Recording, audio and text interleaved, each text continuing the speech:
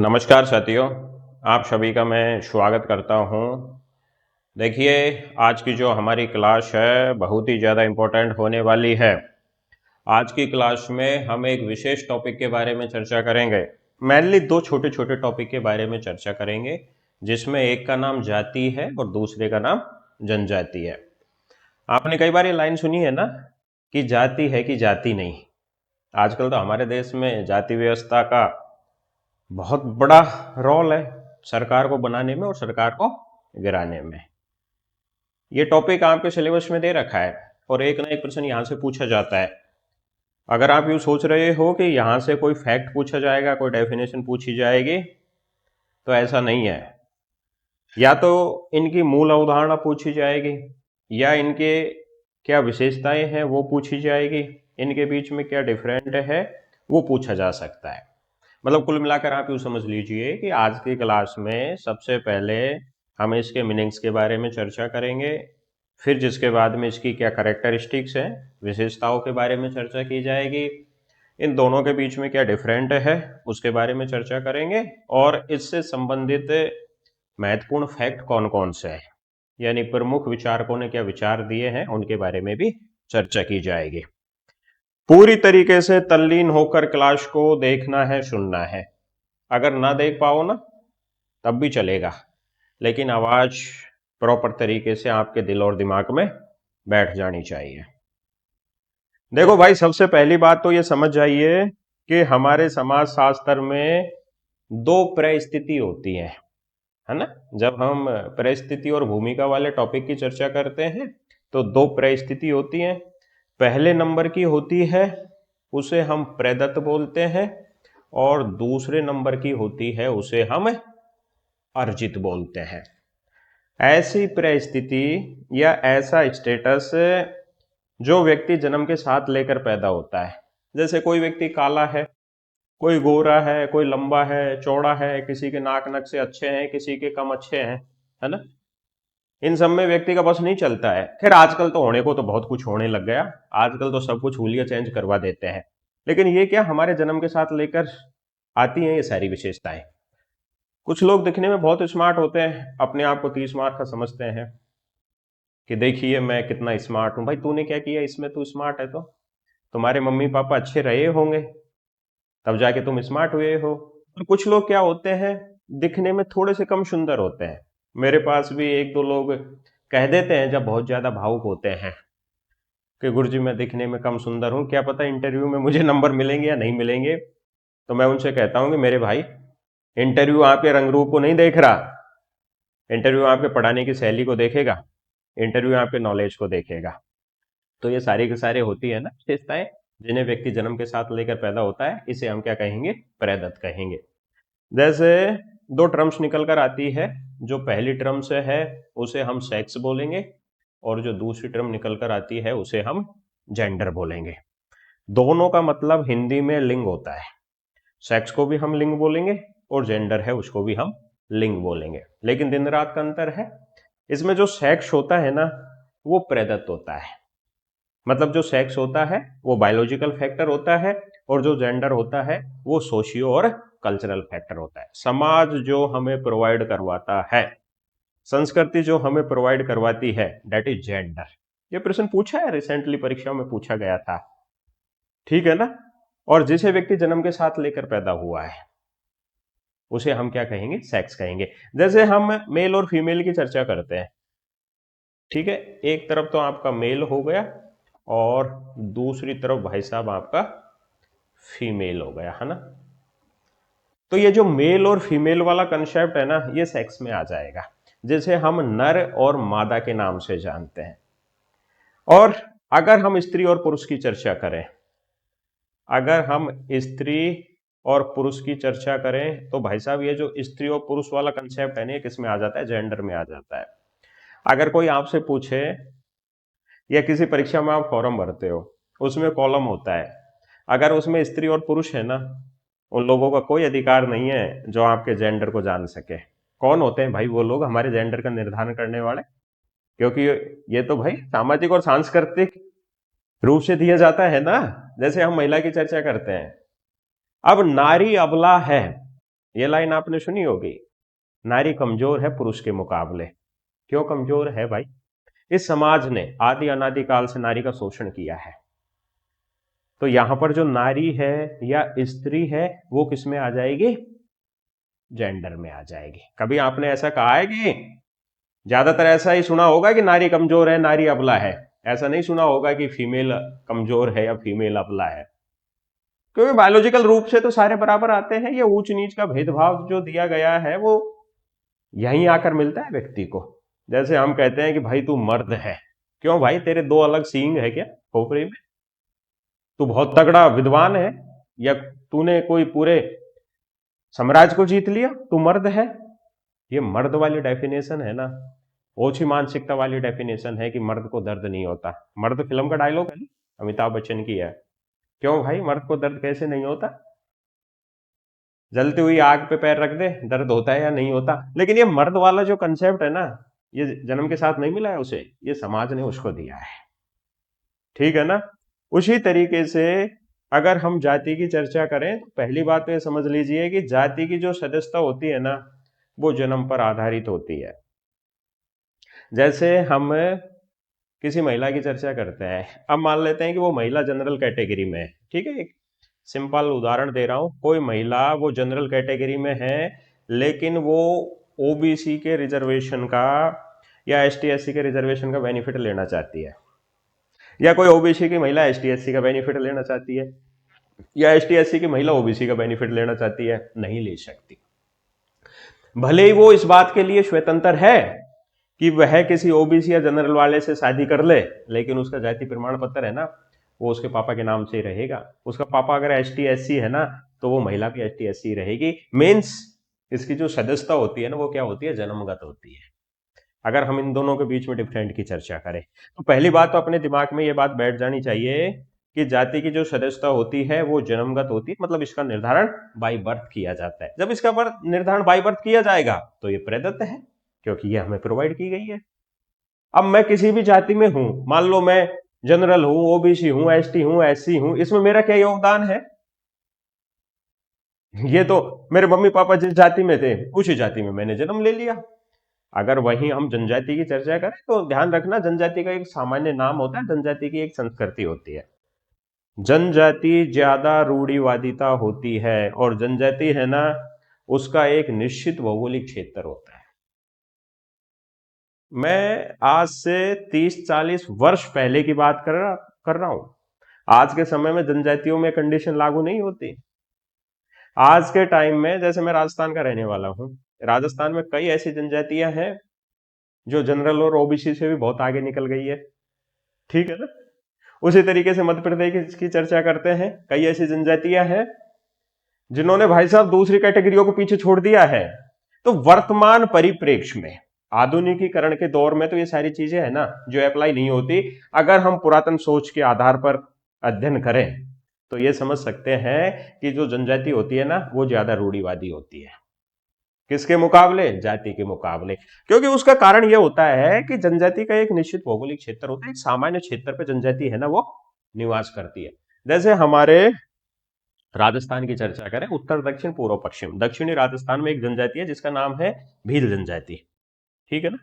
भील जनजाति है, और प्रमुख रूप से भील जनजाति, इक्के दुक्के घर तो सभी जगह होते हैं, लेकिन प्रमुख रूप से भील जनजाति दक्षिणी राजस्थान में पाई जाती है।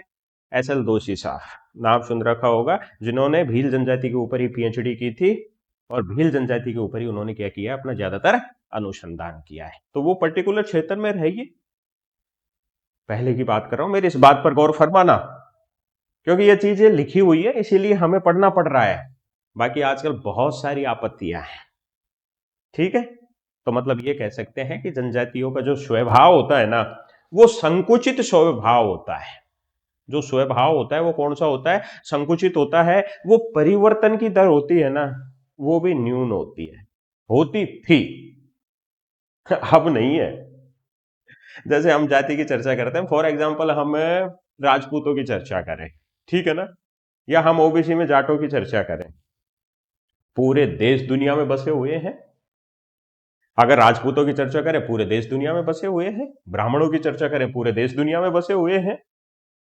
आज कई जनजातियां तो ऐसी हैं, वो भी देश दुनिया में बसी हुई है, लेकिन नॉर्मली जो जनजातियां होती हैं वो क्या करती हैं, एक भौगोलिक क्षेत्र तक ही सीमित रहती है।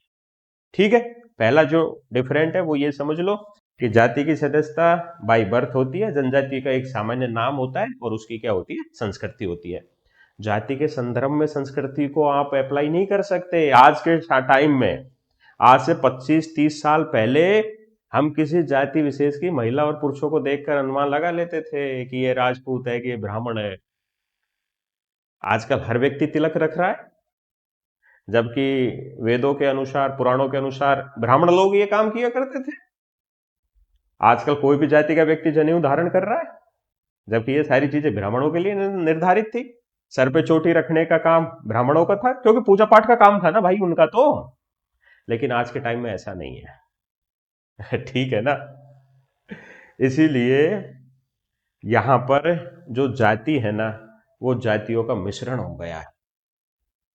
हम अगर एम.एन. श्रीनिवास की चर्चा करते हैं, उन्होंने एक संस्कृतिकरण का कंसेप्ट दिया था, और संस्कृतिकरण के कंसेप्ट में उन्होंने ये कहा था कि जब नीची जातियां ऊंची जातियों को फॉलो करती है, उनके रहन सहन को अपनाती है, तो उनकी पोजीशन तो वही रहती है, लेकिन उनका रहने का ढंग, खाने का ढंग और उनकी जीवन शैली है ना, वो चेंज हो जाती है। दैट इज संस्कृतिकरण। इसे ही हम क्या कहते हैं, संस्कृतिकरण। तो कुल मिलाकर आज भी एक आइडेंटिफिकेशन है, मोस्टली आइडेंटिफिकेशन है जनजातियों के संदर्भ में। हम अनुमान लगा लेते हैं, जैसे हम दक्षिणी राजस्थान की चर्चा करें, बांसवाड़े की चर्चा करें, चित्तौड़गढ़ की चर्चा करें, डूंगरपुर की चर्चा करें। आप शहरी क्षेत्र को छोड़ दीजिए, ग्रामीण क्षेत्रों में जाओगे ना, तो आपको एक सिमिलरिटी मिलेगी, एक जैसा रहन सहन मिलेगा। ये बात है ना, ट्राइबल्स के संदर्भ में ही लागू हो सकती है, जातियों के संदर्भ में नहीं हो सकती। मैंने जहां पे मकान बना रखा है, कई घर बना रखे हैं, है ना, अलग अलग जातियों के लोग हैं, आप जज ही नहीं कर सकते कि कौन किस जाति का है। ठीक है। दूसरी बात, आपने ऋग्वेद के पुरुष सूक्त का नाम सुना होगा। ठीक है। हमारे 4 वर्ण हैं, हमारे हिंदू धर्म में 4 वर्ण हैं। सबसे पहला जो वर्ण है उसे हम ब्राह्मण बोलते हैं, फिर दूसरा जो वर्ण है उसे हम क्षत्रिय बोलते हैं, तीसरा जो वर्ण निकल कर आता है उसे हम वैश्य बोलते हैं, और चौथा वर्ण निकल कर आता है वो शूद्र बोलते हैं। भाई साहब, ऐसा माना जाता है कि ब्रह्मा जी के मुख से ब्राह्मणों का जन्म हुआ था। ठीक है ना। और ब्रह्मा जी की जो भुजा है ना, उनसे क्षत्रियों का जन्म हुआ। जो पेट है, उदर है, उससे वैश्यों का जन्म हुआ, व्यापारियों का जन्म हुआ। और पैरों से क्या होता है, शूद्रों का जन्म होता है। ये लोग अपने अपने व्यवसाय करते रहे, और अपने अपने व्यवसाय करते गए, तो इनकी अपनी एक कैटेगरी बन गई। कैटेगरी है जो कालांतर में क्या हो गई, जाति में तब्दील हो गई। ठीक है। तो यहां पर लिख रखा है कि ऋग्वेद के पुरुष सूक्त के अनुसार जाति व्यवस्था का निर्माण किससे होता है, ब्रह्मा जी के शरीर से होता है। वहीं अगर जनजातियों के संदर्भ की चर्चा करें तो एक निश्चित भौगोलिक क्षेत्र होता है। ठीक है ना। एक कबीला व्यवस्था से जनजातियों का उद्गम माना जाता है। ऐसा माना जाता है कि जनजातियों का जो प्रारंभिक स्वरूप था वो परिवार नुमाई था, वो कबीला नुमाई था, वो खाना बदोश हुआ करते थे, वो झुंडों में रहा करते थे। ट्रांसफॉर्मेशन का सिस्टम पाया जाता था उनमें। जाति तो एक जगह स्थायी रूप से, है ना, मतलब कई सालों तक एक जगह निवास करती थी। जनजातियों के लिए ये सारी चीजें लागू नहीं होती थी, नहीं होती थी। अब की बात नहीं कर रहा, अब तो पता नहीं क्या होता है क्या नहीं होता। बारिश हुई। आज भी मैं देखता हूं, जैसे हम गाड़िया लुहारों की चर्चा करते हैं, अब किन्हीं राज्यों में तो ये ट्राइबल्स में आते हैं, और किन्हीं राज्यों में ये ओबीसी में भी आते हैं। तो ये लोग क्या करते हैं, गाड़िया लुहार, बारिश हुई तो फिर वो पलायन कर जाते हैं, अपने जानवरों को वो ले जाते हैं। मतलब एक तरीके से इनका जो भ्रमण होता है ना, इनका जो प्रवास होता है, वो मौसमीय प्रवास होता है। तो पहली जो इंपॉर्टेंट बात निकल कर आती है ना, वो यही है कि जनजातियों में मौसमी प्रवास पाया जाता है, पाया जाता था। अब तो पता नहीं क्या, मैं बार बार ये लाइन इसलिए कह रहा हूं, ये सारी चीजें आप लागू मत करना, कहीं आप यूं कहने लग जाओ गुरुजी हम तो ऐसी जनजातियों को जानते हैं जो एक जगह ही है, अच्छा खासा उनका दबदबा है, तो आज तो पता नहीं, आज तो सारे गधे घोड़े सब एक हो गए, आज के उसमें लागू नहीं होती। बाकी ओरिजिनल जो मूल कंसेप्ट की हम बात करें, इनके उद्गम की बात करें, तो यही है कि इनमें क्या पाया जाता था, मौसमी प्रवास पाया जाता था। यह प्रश्न पूछा जा सकता है कि विशेषता क्या है। मौसमी प्रवास बिल्कुल जनजातियों की मौसमी प्रवास विशेषता है। जिसके बाद में सदस्यता जन्म के आधार पर होती है जातियों की, जबकि जनजाति है ना, उनकी सदस्यता या उनकी प्रकृति एक समुदाय की तरह होती है। दो चीजें निकल कर आती है हमारे सोशियोलॉजी में, एक तो समाज निकल कर आता है और जिसके बाद में समुदाय निकल कर आता है। अगर इन दोनों के बीच में मैं प्रमुख अंतर की चर्चा करूं, what is different between society and community, तो यही होता है कि जो समाज होता है ना, उसका एक निश्चित भौगोलिक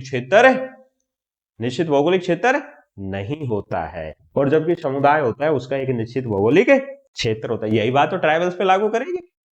जैसे हम टॉनिज की बात करते हैं, फर्नांडिस टॉनिज की, तो टॉनिज ने दो टर्म्स का प्रयोग किया है।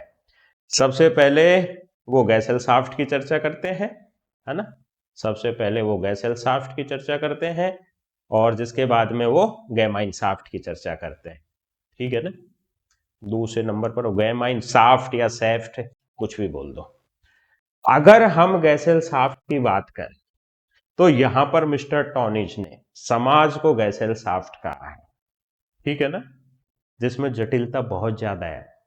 आसान शब्दों में आप इसको इस तरीके से समझ लीजिए कि जिसमें जटिलता बहुत ज्यादा है दैट इज गैसेलसाफ्ट, और जिसमें कुछ हद तक सिमिलरिटी है दैट इज गैमाइनसाफ्ट। सिमिलरिटी किसमें है, ट्राइबल्स में, तो ट्राइबल्स में किसमें आ जाएगा, गैमाइनसाफ्ट में आ जाएगा। जैसे हम दुर्खाइम की चर्चा करें, मिस्टर दुर्खाइम ने सोशल सॉलिडरिटी वाली बात कही है ना, सामाजिक एकता की, ठीक है, सामाजिक एकता की बात करता है मिस्टर दुर्खाइम।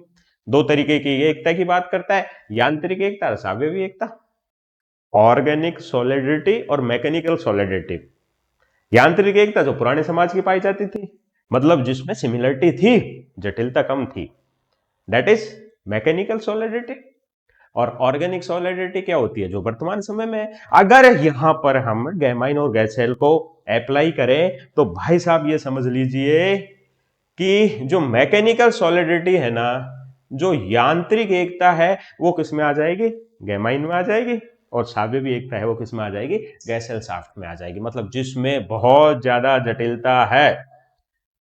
जैसे अभी आपको मेरा शरीर दिखाई दे रहा है, ठीक है, सावयवी का मतलब यही होता है कि समाज जीवधारी शरीर के समान है, और समाज जीवधारी शरीर के समान, इसकी बात सबसे पहले हमारे सोशियोलॉजी में हर्बर्ट स्पेंसर करता है, ऑर्गेनिक थ्योरी, है ना, जिसे हम जीव सावयव के सिद्धांत के नाम से जानते हैं। तो कितनी सारी जटिलता है एक शरीर की।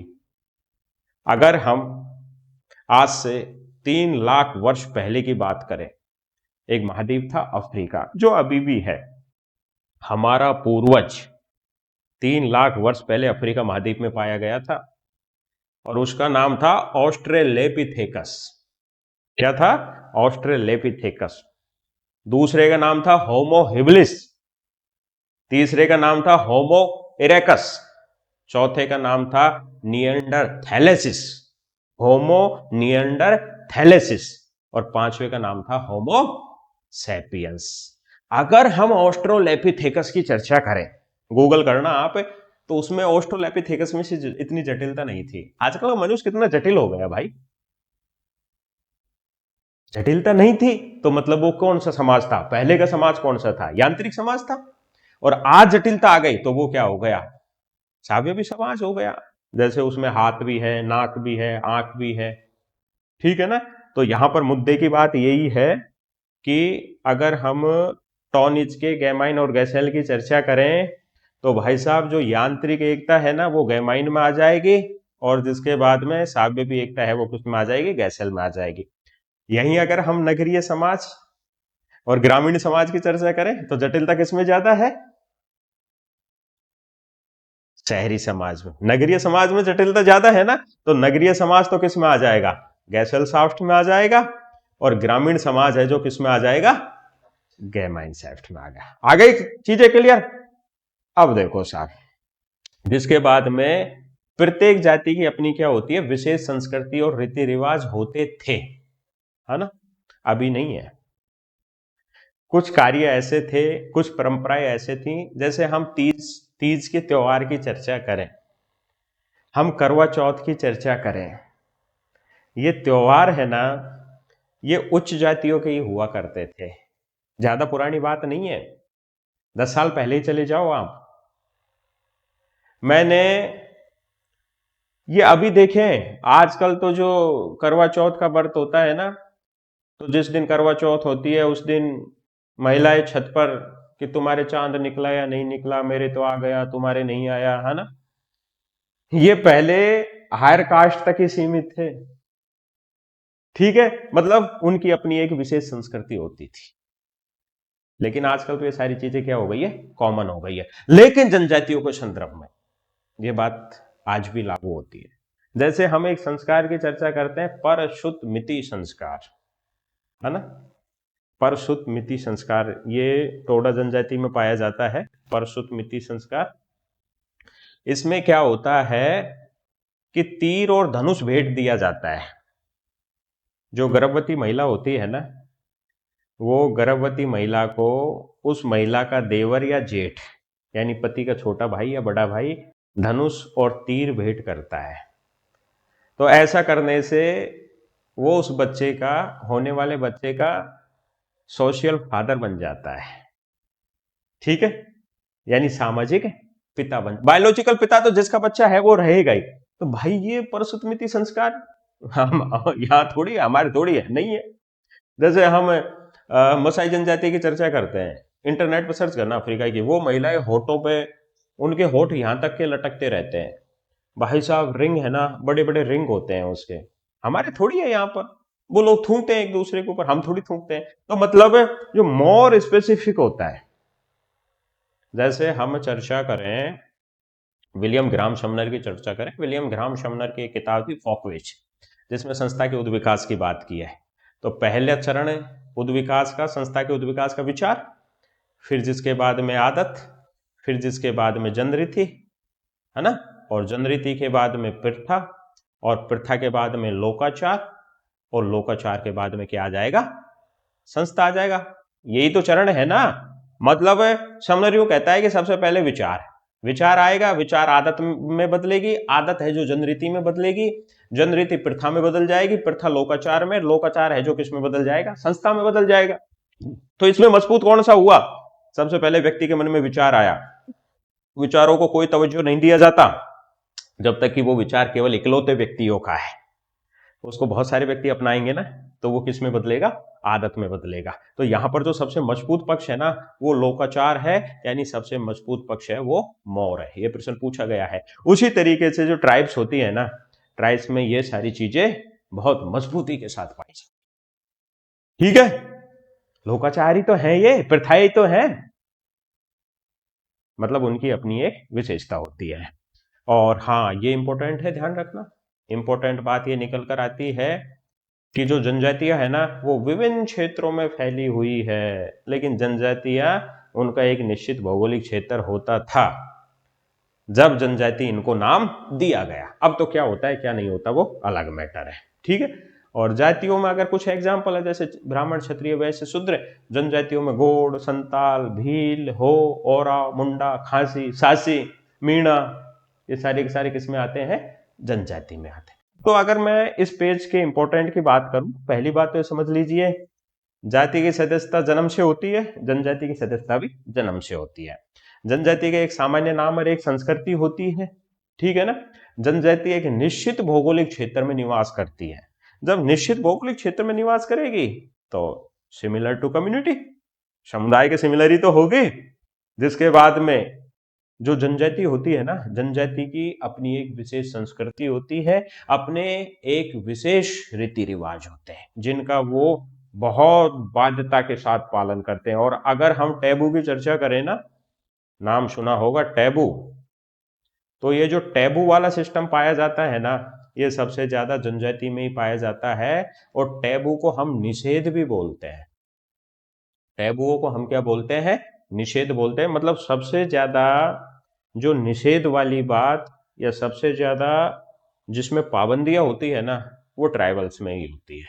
ठीक है, और इनके अपने लोक देवता होते हैं। एक विशेषता आप इसमें भी शामिल कर सकते हो कि लोक देवी और देवताओं की जो प्रधानता होती है ना, वो किस में पाई जाती है?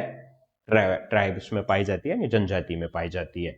एक इंपॉर्टेंट कि जातियां भारत और विश्व के अलग अलग कोने में हैं, जबकि जनजातियों के संदर्भ में यह बात लागू नहीं होती है। आ गए यहां पे समझ में? अब देखो साहब, आगे बढ़ते हैं।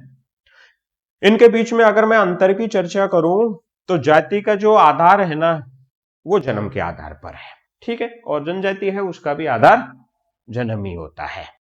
जबकि जनजातियों का अपना एक निश्चित भूभाग होता है, अपनी एक निश्चित भाषा होती है और अपनी एक निश्चित संस्कृति होती है। नो डाउट होती है। शहरों की अगर आप चर्चा ना करें या शहरों के पास वाले इलाकों की चर्चा ना करें, अगर आप आज भी पिछड़े इलाकों में जाओगे ना, तो आज भी वो निश्चित भूभाग पर ही रह रहे हैं।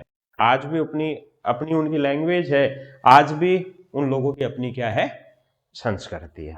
ठीक है, हाँ ये चीज समझ जाना, ये बहुत इंपॉर्टेंट है। जातियों में भाई साहब ऊंच नीच का भेदभाव बहुत ज्यादा पाया जाता है। तू पासी है, तू कोली है, तू हरिजन है, तू चमार है, ठीक है ना, तू राजपूत है, तू जाट है, तेरे साथ खाना नहीं खाऊंगा, तुम नीचे बैठो, तुम ऊपर बैठो, तुम ढोक दो। ये गंदा खेल किसमें पाया जाता है? जातियों में। जनजातियों में ऐसा नहीं पाया जाता। अगर कोई स्पेशली एक जनजाति है, जैसे हम मीणा जनजाति की चर्चा करें, है ना, मीणा जनजाति की चर्चा करें तो सारे मीणा मीणा बराबर, हालांकि क्लास तो पाया जाता है। यहां पर मैं केवल जातीय संस्करण की बात कर रहा हूं, ना कि वर्ग संस्करण की। ठीक है ना? हाँ, वर्ग संस्करण तो दोनों में पाया जाएगा। कुछ ट्राइबल्स ऐसी होती है कि पैसे आ गए, पैसे आ गए तो अच्छे भौतिक संसाधन आ गए, मतलब क्लास बन गया। लेकिन जातीय संस्करण के आधार पर जो सबसे ज्यादा जो भेदभाव पाया जाता है ना, वो किसमें पाया जाता है? कास्ट सिस्टम में पाया जाता है। जनजातियों में ऐसा नहीं पाया जाता, मतलब जनजातियों में स्त्रीकरण का भाव होता है। ठीक है, लो रेशियो ऑफ स्टेटिफिकेशन, है ना, स्त्रीकरण का कम रेशियो पाया जाता है, कम अनुपात पाया जाता है। जिसके बाद में अगर हम जातियों की चर्चा करें ना, तो जाति व्यवस्था में विवाह, सहवास और खान पान के क्या होते हैं? कठोर नियम होते हैं, होते थे। जबकि जनजाति है ना, जनजातियों में खान पान और सहवास संबंधी नियमों में क्या होती है? शिथिलता होती है। मॉर्गन का नाम तो सुना है? मॉर्गन ने 3 अवस्थाओं का जिक्र किया है। सबसे पहले जंगली, ठीक है ना, और फिर जिसके बाद में बर्बर अवस्था, और जिसके बाद में सभ्य अवस्था। ठीक है, 3 अवस्थाएं हैं। तो ये जो, देखो भाई, हमें इस चीज को स्वीकार करनी पड़ेगी कि यहाँ के जो मूल लोग हैं ना, जिन्हें हम आदिवासी बोलते हैं, सामान्य तौर पर आदिवासी ट्राइबल से होते हैं, जनजातियों को ही आदिवासी बोलते हैं। तो हमारे मन में ये बात आती है कि आदिवासी का मतलब यही होता है कि वो आधे अधूरे कपड़े पहनते होंगे, यही धारणा है ना। आदिवासी का मतलब ये नहीं होता। आदि का मतलब होता है आदि काल से, जिनका जल, जंगल और जमीन पर अधिकार था, जो लोग यहाँ के मूल निवासी थे, ओरिजिनल पैदाइश थी ना, वो आदिवासी थे। ठीक है, तभी तो अगर हम जाति के उद्गम की चर्चा करें, जीएस घुरिये साहब की चर्चा करें, तो जीएस घुरिये साहब ने आर्य और अनार्यों के बीच में जो संबंध बने थे ना, उसके लिए जाति व्यवस्था का उदय हुआ था। ये बात किसने कही है? घुरिये ने कही है। घुरिये ने कहा है कि आर्य विदेशी संतान थे, वो बाहर से आए हैं, यहाँ के लोगों से उन्होंने रिलेशन बनाए, तो कालांतर में वो जाति व्यवस्था बन गई। तो यहाँ की जो ओरिजिनल पैदाइश थी वो आदिवासी थे, वो ट्राइबल्स ही थी। ठीक है, तो जंगल में रहते थे, खान पान संबंधी नियम काय का शिथिल होना। एक अवस्था ऐसी थी जब कच्चा मांस भी खाते थे, एक अवस्था ऐसी थी जब घास फूस भी खाया होगा। अगर हम राणा प्रताप जी की चर्चा करें, महाराणा प्रताप जी की, तो ऐसी परंपरा थी कि मेवाड़ का जो भी राणा बनता था, जो भी राज तिलक होता, तो भील सरदार है ना, वो अपने खून का तिलक लगाता था। अभी थोड़े दिन पहले उदयपुर राजघराना, जिसे हम मेवाड़ राजघराने के नाम से जानते हैं, तो ये है ना सिटी पैलेस वगैरह, ये लक्षराज मेवाड़ का है, और इनका चाचा जो अभी चचेरा भाई जो विधायक भी है, उसकी वाइफ शायद सांसद भी है। इनमें विवाद चला था, और वो विवाद बहुत ज्यादा हाईलाइट हुआ था। तो वो दूसरा भाई था ना जो विधायक है, शायद नाथद्वारा से विधायक है वो, तो कहां से, हाँ विश्वराज है शायद, लक्षराज या विश्वराज, लक्षराज तो वो है सिटी पैलेस वाला, उनका नाम विश्वराज। तो उनके राज तिलक हुआ था, जो आज भी भील सरदार ने राज तिलक किया था, एक भील ने। समय ऐसा भी था राणा प्रताप जी के साथ इन्होंने घास फूस भी खाया है, ठीक है ना। तो मतलब मेरा कहने का तात्पर्य यह है कि खान पान संबंधी नियम है ना, वो शिथिल होते हैं, ठीक है, जो मिला वो खा लिया। जाति व्यवस्था का एक बहुत बड़ा समुदाय होता है, एक बहुत बड़े नंबर्स में ये फैली रहती है, जबकि ट्राइबल्स में ऐसा नहीं होता है। जाति एक विस्तृत सामाजिक समूह है, जबकि जनजाति है ना, वो लोकल ग्रुप है, यानी स्थानीय समूह माना जाता है। हाँ ये बात ध्यान रखना, धार्मिक कर्मकांड तो जातियों में भी पाए जाते हैं, और धार्मिक कर्मकांड है ना, वो जनजातियों में भी पाए जाते हैं। लेकिन भाई साहब ध्यान रखना, जनजातियां है ना, वो ज्यादातर धार्मिक कर्मकांडों को विदेशी और विधर्मी मानती है, उनके अपने ही होते हैं। जैसे हम भूमिया बाबा की चर्चा करें, ठीक है। अब भाई साहब भूमिया बाबा की पूजा ये लोग इसलिए करते हैं कि हम यहाँ के क्या है, ओरिजिनल कंटेंट है, और भूमिया हमारा क्या था, पूर्वज था। भूमिया मतलब भूमि का पति, यहाँ की जो भूमि थी ना, उसका ओरिजिनल मालिक था भूमिया। इन लोगों के मतलब एक तरीके से फोक कल्चर की तरफ ज्यादा अट्रैक्ट होते हैं, और इनके लोक देवी और लोक देवता ही होते हैं ज्यादातर। जो हिंदू परंपरा है ना, आजकल तो देखो सोशलाइजेशन होने लग गया, संस्कृतिकरण होने लग गया, पश्चिमीकरण होने लग गया, आधुनिकीकरण होने लग गया है ना, ग्लोबलाइजेशन भी आया, टेक्नोलॉजी सबके पास आ गई है। तो धीरे धीरे क्या कर लिया कि तीज त्योहारों का भी क्या हो गया है, ग्लोबलाइजेशन हो गया है। लेकिन अगर हम 10-20-50 साल पहले की चर्चा करें, तो इनके अपने सेलिब्रेशन के तरीके हुआ करते थे, ठीक है। तो मतलब ये लोग क्या करते हैं कि हिंदू धर्म का अनुसरण तो करते हैं, लेकिन प्रथाओं को विदेशी मानते हैं। विदेशी इसलिए मानते हैं, हिंदू धर्म का ओरिजिनल मतलब जीएस घुरिये के अनुसार विदेश से आए थे, विदेश से ही आए तो आए, जिसके बाद में उन्होंने अपनी संस्कृति को यहां पर प्रसारित किया। तो इस आधार पर हो सकता है कि वो इनको विदेशी मानते हो। हाँ, जाति व्यवस्था में टैबू और टोटम जैसी मान्यता नहीं होती, जबकि जनजातियों में बहुत ज्यादा मान्यता होती है।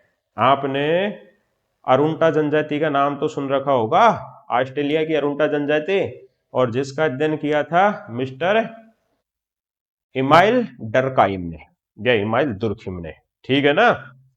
उनकी एक किताब थी the elementary forms of religious life, धर्म के प्रारंभिक स्वरूप। और धर्म का प्रारंभिक स्वरूप क्या बताया उन्होंने, टोटम यानी गोत्र व्यवस्था। तो टोटम वाला सिस्टम है ना, वो किस में पाया जाता है, जनजाति। आप लोग कहोगे गुरु जी टोटम क्या होता है, भाई झाड़ फूंक वगैरह ये टोटम ही तो होता है, जंतर बंधे रहते हैं, गंडे भरे रहते हैं, भभूत वाला सिस्टम। तो ये चीजें है ना जो किसमें पाई जाती है, जनजातियों में पाई जाती है। हो गई चीजें। अगर इंपॉर्टेंट की मैं चर्चा करता हूं, तो इसमें इंपॉर्टेंट यही है कि खान पान और सहवास संबंधी जो नियम कठोर होते हैं, वो किसमें होते हैं, जातियों में, जनजातियों में नहीं होते हैं। जैसे हम मॉर्गन की चर्चा करते हैं, तो मॉर्गन ने तो भाई यौन साम्यवाद का सिद्धांत भी दिया था। यौन साम्यवाद का मतलब है कि उस समय किनशिप सिस्टम नहीं था, नातेदारी व्यवस्था नहीं थी। आजकल तो जनजातियां बहुत सिविलाइज्ड हो गई है, ठीक है। हाँ मैं आपको एक चीज बताऊं, अभी रिसेंटली बात है, मेरी एक यूपी वाले से बात हो रही थी। अब शायद वो ट्राइबल्स ही थे, या फिर पता नहीं क्या शेड्यूल कास्ट रहे होंगे, क्या रहे होंगे। तो उन्होंने ऐसा कहा कि हमारे मामा और भुआ, ममेरे और फूफेरे भाई बहनों में शादी हो सकती है। मतलब विवाह संबंधी क्या है, शिथिलता है, ठीक है। जैसे हम केरल के नायरों की चर्चा करें या साउथ इंडिया में चर्चा करें, वहां पर इस तरीके के विवाहों का प्रचलन है ना। और जाति व्यवस्था है ना, एक विस्तृत समूह होता है, बड़े स्तर पर पाया जाता है, जबकि जनजाति है एक लोकल स्तर पर होता है। देवी देवताओं का तो दोनों में बराबर होता है, लेकिन टोटम और टैबू है ना, वो ट्राइबल्स में ज्यादा पाए जाते हैं। फिर जिसके बाद में आगे बढ़े, विशेषताएं, जैसे जनजाति की विशेषता मैं बता ही चुका, इनका अपना एक विशेष नाम होता है, ठीक है, जाति का भी अपना एक विशेष नाम होता है। लेकिन जातियों के नाम क्या आजकल बहुत ज्यादा बदलाव हो गया है इसमें, है ना। और जनजातियों का एक निश्चित भूभाग होता है, जनजातियों की अपनी एक भाषा होती है, जनजातियों के अपने सांस्कृतिक प्रतिमान होते हैं। अब वो सांस्कृतिक प्रतिमान चाहे बोलने का तरीका हो गया, व्यवहार करने का तरीका हो गया, मूल्य हो गए, है ना, संस्कार हो गए, शादी विवाह हो गई, खाने पीने के तरीके हो गए, तो इनके क्या होते हैं, मोर स्पेसिफिक होता है, ठीक है। इनका अपना एक आत्मनिर्भर ढांचा होता है, ऑटोनॉमस बॉडी, ये बिल्कुल सत्य है। पहले के समय में जल, जंगल और जमीन, इन पर अधिकार था, सारी जरूरतें ये लोग इन्हीं से पूरा कर लेते थे, बाहर की दुनिया से डिस्कनेक्शन था, जुड़ाव नहीं था। खाने के लिए वो वहीं से अपनी आवश्यकता, आपस में वो शादी वादी कर लेते थे, बच्चे बच्चे इस तरीके से चलता रहता, मतलब एक तरीके से क्या था, ऑटोनॉमस बॉडी थी। अंत विवाह प्रथा, अंत विवाह का मतलब है कि ज्यादातर नियम है ना वो कठोर होते हैं, अपने ग्रुप में ही शादी करना पसंद करते हैं। निषेध और धार्मिक विशेषताएं, वो टैबू और स्थानीय धार्मिक विशेषताओं का बहुत ज्यादा महत्व होता है। लोक देवता, लोक देविया, लोक कल्चर, लोक बोली भाषा, लोक संस्कृति इत्यादि को ये लोग फॉलो करते हैं। उसी तरीके से अगर हम जाति की विशेषताओं की चर्चा करें, ये बहुत इंपॉर्टेंट है। एक व्यक्ति हुए थे जिनका नाम था जीएस घुरिया, भारतीय समाज शास्त्र के पिता। और ये बात भी आपको पता होनी चाहिए, 1924 में बंबई विश्वविद्यालय में सबसे पहले मिस्टर जीएस घुरिया को हेड ऑफ डिपार्टमेंट बना दिया था। इंडियन सोशोलॉजिकल सोसाइटी, भारतीय समाजशास्त्रीय परिषद नहीं होता अगर जीएस घुरिया साहब नहीं होते। तो इनकी एक बहुत फेमस किताब है जिसका नाम है caste, class and occupation. Caste का मतलब जाति, क्लास का मतलब वर्ग, ऑक्यूपेशन का मतलब व्यवसाय, यही होता है। इसमें 6 विशेषता बताइए, बहुत इंपॉर्टेंट है, सैकड़ों बार परीक्षा में पूछी गई है। सबसे पहली बात तो यही कहते हैं, जाति है ना वो समाज का खंडनात्मक विभाजन करती है, समाज को टुकड़ों में बांटती है, जाति बिल्कुल बांटती है। जो जातीय सांप्रदायिक दंगे होते हैं, जाति सूचक शब्द बोले जाते हैं, अभी कितना बड़ा मुद्दा उठा था संसद में, अमित शाह जी ने अंबेडकर जी को लेकर एक स्टेटमेंट दिया था। अमित शाह जी ने यूं बात कही थी कि आप जितनी बार अंबेडकर अंबेडकर करते हो, अगर भगवान का नाम लेते तो शायद स्वर्ग मिल जाता, कुछ ऐसा कहा था। उस पर भाई साहब विरोध खड़ा हो गया, ठीक है ना, अलग अलग जातीय व्यवस्था में बट गए हैं। बाकी ये बात हमें अंबेडकर साहब का जो योगदान है ना उसको भुलाया नहीं जा सकता, बहुत प्रकांड विद्वान थे। वो बात अलग है कि अलग अलग आइडियोलॉजी विचारधारा के लोग तीखा टिप्पणी करते हैं, लेकिन अपने समय के बाबा साहब एक बहुत बड़े प्रकांड विद्वान थे। तो कुल मिलाकर मैं कहना ये चाह रहा हूं कि जाति व्यवस्था है ना वो समाज को टुकड़ों में बांटती है, खान पान संबंधी पाबंदी भी लगाती है। भाई तू ब्राह्मण है तो ब्राह्मण नीची जाति के घरों में प्रवेश नहीं कर सकता, उनके घर खाना नहीं खा सकता, नीची जाति के लोगों को बड़े घरों में जाने की अनुमति नहीं है। ये तो चीज मैंने भी देखी है, देखो बहुत गंदा सिस्टम है। अभी तो खैर नियम शिथिल हो गए, आज से 10-15 साल पहले हमारे गांव में कोई सामूहिक भोज होता था ना, जिसे हम जीवना बोलते हैं, तो नीची जातियों वालों की पंगत दूर ही लगती थी। वो लोग अपनी पत्तल खाना खाने के बाद में खुद ही हाथों से उठा के ले जाते, दूर ले जाकर खुद ही पटकते थे। तो भेदभाव था, और खान पान संबंधी नियम होते ही हैं। हाँ, जाति व्यवस्था ने समाज में संस्तरण पैदा किया है, हिरार्की पैदा की है, ऊंच नीच का भाव पैदा किया है। जाति व्यवस्था इच्छानुसार किसी पैसे के चुनाव पर भी प्रतिबंध लगाती है। जैसे हम वेदों की चर्चा करें, पूजा पाठ की चर्चा करें, तो जाति व्यवस्था में इस तरीके का मैनेजमेंट बना रखा है या इस तरीके का ताना बाना बना रखा है कि लोअर कास्ट वाला इन सारी चीजों का पठन नहीं कर सकता, ठीक है ना। फिर जाति में सामाजिक और धार्मिक नियोगिता है। अभी मैं आपको एक मजेदार बात सुनाऊं भाई साहब, बात है हमारे राजस्थान में नगर पालिका सफाई कर्मियों की, है ना, अभी वैकेंसी निकाली थी। अभी हमारे राजस्थान का मुख्यमंत्री है भजनलाल शर्मा जी, वैकेंसी निकाली सफाई कर्मियों की, परमानेंट वैकेंसी थी, शायद 20-22 हजार रही होंगी। अब भाई उसमें सारे लोगों ने फॉर्म भरा, एमबीए करने वालों ने भी फॉर्म भरा, बीटेक करने वालों ने भी फॉर्म भरा। अब हरिजन है ना, हरिजनों ने साहब विवाद कर दिया इसमें कि यार ये काम वर्षों से तुम हमसे करवाते आ रहे हो। साफ सफाई, कोई पशु मर गया तो मरे हुए के पशु को उठाने के लिए हमें बुलाते, नालों की सफाई हमसे करवाते, शौचालयों की सफाई हमसे करवाते, सड़कों की सफाई हमसे करवाते।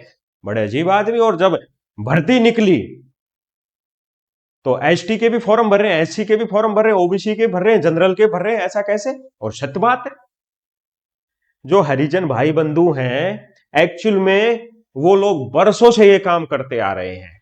भाई इन वैकेंसियों पे उन्हीं का ही तो हक था, कोर्ट में चलेगी, विड्रॉ हो गई वैकेंसी, अब देखते हैं क्या होता है। ठीक है, तो मतलब एक जन्मगत व्यवसाय होता है कि हाँ भाई तूने खाती के घर जन्म लिया है तो तू कारपेंटर का बड़ाईगिरी करेगा तू, है ना। फिर जिसके बाद में सामाजिक और धार्मिक नियोगिताएं होती है। यहां पर नियोगिता है ना कि योग्यता, मतलब ये नियोगता का मतलब है पाबंदी। जाति व्यवस्था सामाजिक पाबंदी भी लगाती है और धार्मिक पाबंदी भी लगाती है। कई बार हम सुनते हैं ना कि फलाने दलित को मंदिर में प्रवेश नहीं करने दिया, ये नियोगिता ही तो है दलित की, उसको प्रवेश नहीं करने दिया किसने? जाति रूपी एक सोच ने। ठीक है, और जाति व्यवस्था है ना जिसमें विवाह संबंधी प्रतिबंध होते हैं, हालांकि आजकल हैं जो शिथिल हो गए। हमारे राजस्थान में एक योजना चल रही है, उसमें ऐसा है कि एसटी एससी के लोगों से जब जनरल वाले शादी करेंगे ना तो उनको मिलती है, शायद अनुप्रति योजना है ना, कुछ ऐसा ही है। ठीक है, अब जीएस घुरिया की 6 विशेषता याद कर लेना। जाति व्यवस्था समाज का खंडनात्मक विभाजन करती है, खान पान संबंधी नियम संस्तरण व्यवस्था को जन्म देती है, और व्यवसाय चुनाव का भी प्रतिबंध करती है, सामाजिक धार्मिक नियोगिता और विवाह संबंधी प्रतिबंध। ये बात तो है जीएस घुरिया ने। वहीं एक व्यक्ति थे जिनका नाम था एन के दत्ता। एन के दत्ता साहब ने भी जाति व्यवस्था की कितनी विशेषता बताई है? 6 विशेषता। मतलब ये भी कहते हैं कि जाति व्यवस्था खान पान संबंधी नियम बनाती है, जाति व्यवस्था संस्करण पैदा करती है, जाति व्यवस्था एक तरीके से प्रोफेशन का भी चुनाव करती है। ठीक है ना, इसकी सदस्यता जन्म पे आधारित होती है और जाति व्यवस्था की प्रतिष्ठा ब्राह्मणों पर आधारित होती है। ध्यान रखना, यह बात भी जीएस घुरिया साहब ने कही थी कि जाति व्यवस्था ब्राह्मणों की प्रतिष्ठा पर आधारित है, क्योंकि यह बात हमें पता होनी चाहिए, आदि अनादि काल से, वैदिक काल से पूजा पाठ का काम कौन करते थे? ब्राह्मण। तो ब्राह्मणों ने सोचा कि हमारी ये जो पदवी है ना, नो डाउट ब्राह्मण बुद्धिमान होते हैं, इसमें कोई डाउट नहीं कर सकते, शुरू से बुद्धिमान है। तो उन्होंने कहा कि हमारी पोजीशन बनी रहे तो हम क्या करते हैं, जाति व्यवस्था बना देते हैं, उस जाति व्यवस्था में हम खुद को सबसे ऊपर रख देते हैं, जो भी आएगा वो हमसे नीचे आएगा। तो मतलब जाति व्यवस्था ब्राह्मणों की प्रतिष्ठा पर आधारित है, एन के दत्ता कहता है ऐसा, है ना। और जिसके बाद में जाति व्यवस्था अंत विवाही समूह है, मतलब अपने अंदर विवाह पर प्रतिबंध, अपने अंदर विवाह करने पर यह क्या देती है? बल देती है। हो गई 6 विशेषता, जाति की विशेषता हो गई, जनजाति की हो गई, इंपॉर्टेंट है ये। अब ये इंपॉर्टेंट फैक्ट है, याद रखना। सबसे पहले जीएस घुरिया की चर्चा करते हैं। जीएस घुरिया यूं कहते हैं कि जनजाति है वो क्या होती है? पिछड़े हिंदू होती है। इनका शुद्धिकरण करो और इनको जाति व्यवस्था में शामिल कर दो। किसी कारणवश ये पिछड़ गए हैं, ये बात किसने कही है? जीएस घुरिया ने। सैकड़ों बार ये प्रश्न पूछा गया है। जनजातियों के कुछ अन्य नाम होते हैं, जैसे आदिवासी बोलते हैं, मूल निवासी बोलते हैं, वनवासी बोलते हैं, आदिम बोलते हैं, गिरिजन बोलते हैं। ठीक है, जनजातियों को जो गिरिजन है ना, वो मिस्टर गांधी ने कहा है, महात्मा गांधी ने कहा है। अभी बीपीएससी की परीक्षा में यह प्रश्न पूछा गया था। और जनजातियों के लिए राष्ट्रीय उपवन, नेशनल पार्क, ठीक है, नेशनल पार्क की बात कौन करता है प्रमोद? Verrier Elwin. राष्ट्रीय पार्क मतलब एक तरीके से ये यूं कहते हैं कि कोई संरक्षित क्षेत्र होना चाहिए। अब वो बहुत बड़ा जिला भी हो सकता है, वो बहुत बड़ा राज्य भी हो सकता है, जहां पर इन लोगों के अधिकारों की रक्षा की जाए। तो वेरियर एल्विन राष्ट्रीय उपवन की बात करते हैं। डॉक्टर डीएन मजूमदार, जिनकी एक किताब है रूरल प्रोफाइल, ये कहते हैं कि जनजाति परिवार एक ऐसा समूह है जिसका सामान्य नाम होता है, निश्चित भूभाग होता है और जिनमें विवाह संबंधी प्रतिबंध पाए जाते हैं। ठीक है, गिलिन ने कहा है कि यह एक आदिम समूह है, सामान्य क्षेत्र में रहता है, सामान्य भाषा बोलता है और सामान्य संस्कृति का पालन करता है। ये प्रश्न भी पूछा गया है। आदिवासियों का मसीहा किसको कहा जाता है? ठक्कर बापा को। मसीहा इसलिए कहा जाता है कि इन्होंने आदिवासियों के लिए अच्छा काम किया होगा। ठीक है।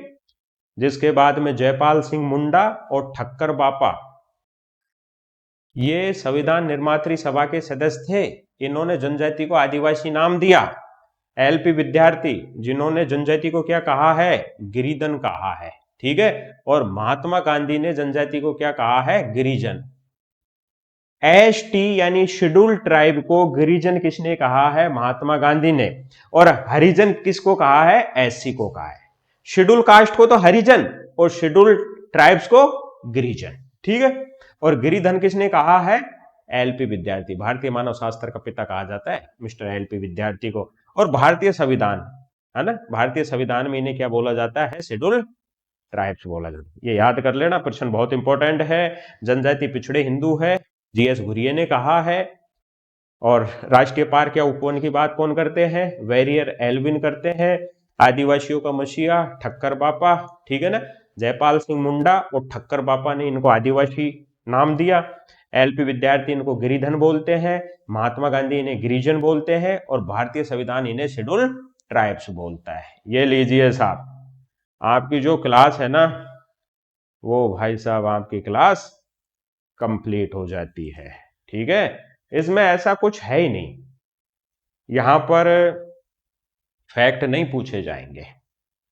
बाकी अच्छे से मेहनत करें, समझते हुए पढ़ें। ठीक है।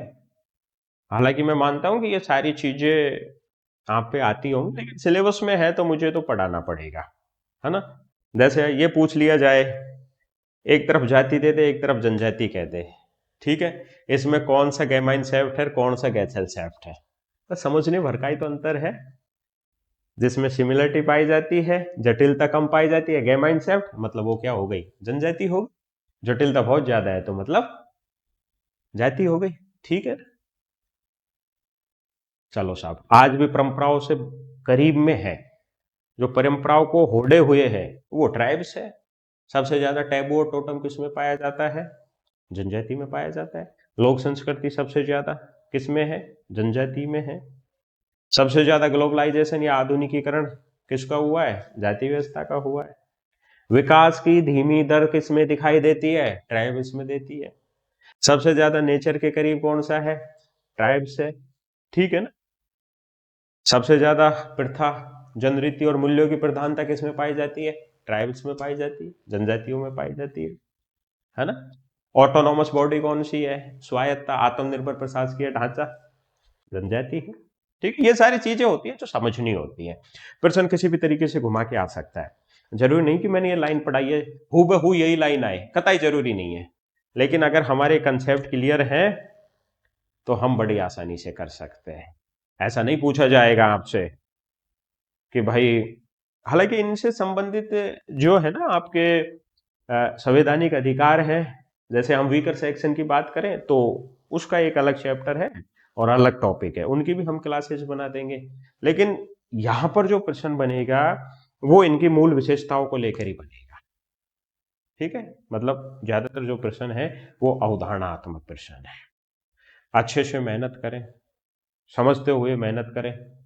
बाकी मेरी शुभकामना है, मां शारदा आपकी प्रत्येक मनोकामना पूर्ण करें। Thank you.